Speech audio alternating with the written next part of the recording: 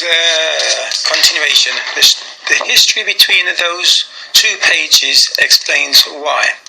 It encompasses the events of the empire change over and that of the Maccabees.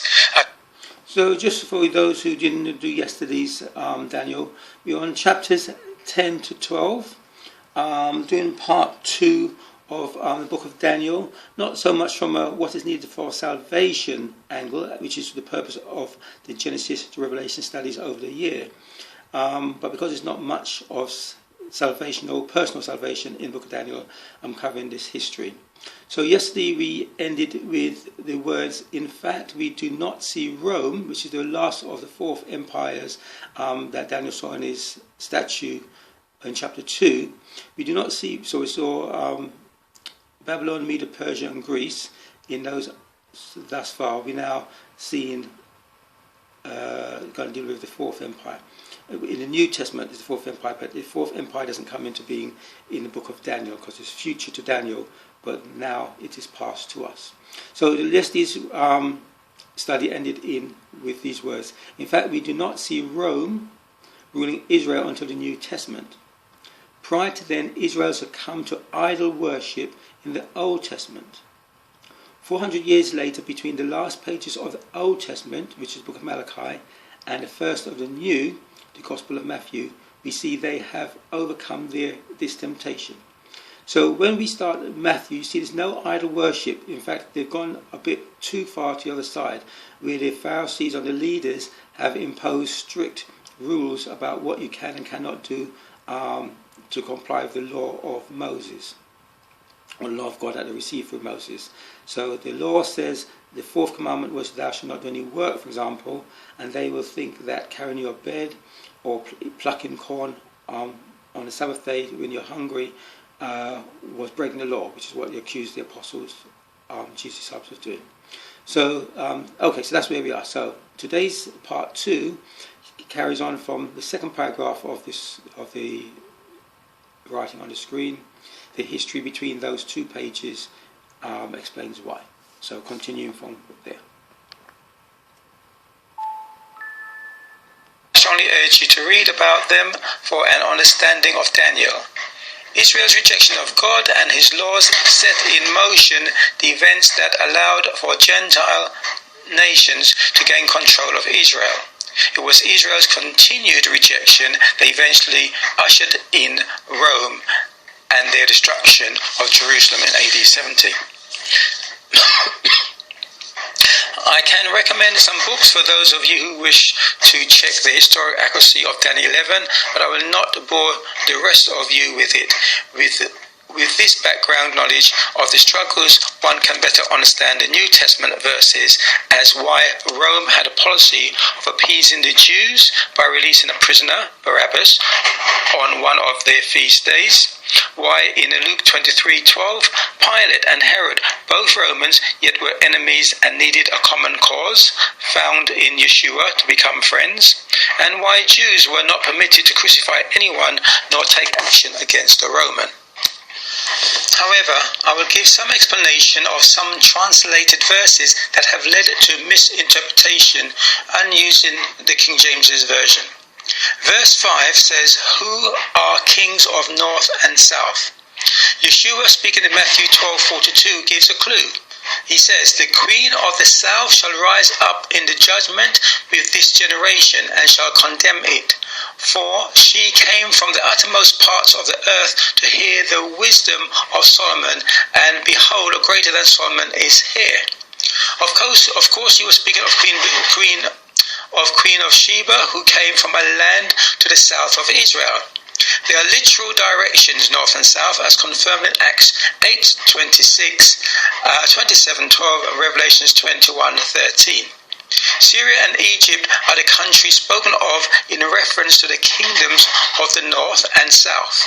Syria lies north of Israel, while Egypt lies to the south.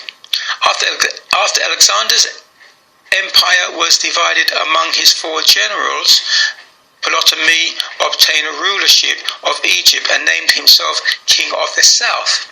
Seleucus gained Babylon, Upper Syria and other territories which became known as the North. The references to the king of the north and of the south are not for an individual king, but a line of kings ruling over the northern and southern empires, i.e. Syria and Egypt. When reading chapter 11, one must be careful to examine the context of the prophecy, the use of personal pronouns, and history of the period in determining exactly to which king of the north and of the south the sentence refers. For example, the kings referred to in verse 6 is not the same kings referred to in verse 5. The king of the north was Antiochus II, while the king of the south was Ptolemy II. They were constantly at war with each other and finally settled their differences through a matrimonial alliance, exactly as prophecy said. However, alliances can be broken or were broken, new marriages were made, heirs were poisoned or murdered in other ways. History confirms the taking of gods by Ptolemy as well as a financial bounty back to Egypt as predicted in verses 7 to 10. See also Isaiah chapters 46 verse 1, Jeremiah 48 verse 7, 49 verse 3, and 1 Samuel chapters 4 verses 1 to 2 regarding taking a conquered nation's gods. Remember when Jacob ran away from Laban, one of his daughters or his wives, Laban's daughters also did the same. In verse 10, the emphasis is changed from sons to son. Antiochus III was also called the Great. Verse 14, where it says robbers, in robbers of thy people, it does not mean a thief nor one who robs. It is actually an amalgamated translation of two Hebrew words into one English, robber.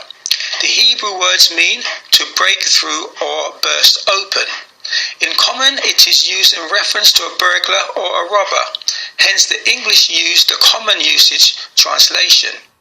In short, Strong's Concordance has it as a tyrant or violent son of a family name.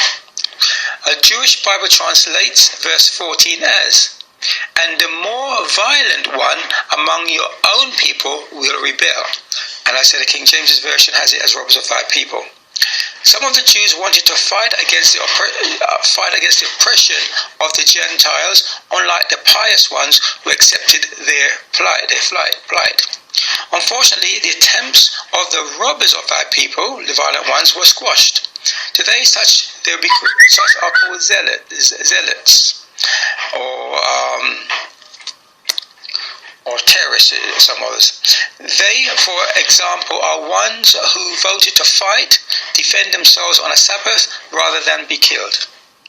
Verse 16 mentions glorious land, is of course Israel. Verse 31, referring to taken away the daily, corresponds with chapter 8:11 daily. Summarizing the historical events of chapter 11, inclusive of verse 14, we have Daniel was told that the precise length of the Medo-Persian Empire had been fixed. He was also told that the three kings, including the fourth, would be very wealthy and would be a certainty. History verifies the literal fulfillment of this prophecy. The prophecy was given during the reign of Cyrus, which is in Daniel 11 verse 1. The kings who immediately followed were Ahasuerus in Ezra chapter 4 verse 6, Artaxerxes, Ezra 4 verse 7, Darius, Ezra 4 verse 24, and Xerxes, that's Xerxes in Esther chapter 1 verse 1. The events can be confirmed with the history right down to the last verse of 45, and that says, shall he come to his end, and none shall help him. After the last year humiliating defeat of Antiochus by Rome, he again tried to raise money for an army. Limited by the huge controlling taxes of Rome had put on him, he attempted to rob the temple of Jupiter Belessus at Elymus, but was surprised by the Persians and killed. However, future event speculators wish to switch the message of Daniel 11 to the future coming of the Antichrist. To achieve this, they use Antiochus as a typology for him. In other words, it's a natural actual historical event, but Christians and futuristic people like to put the event in sometime in the future because they don't know the Jewish history and they can't understand the passage.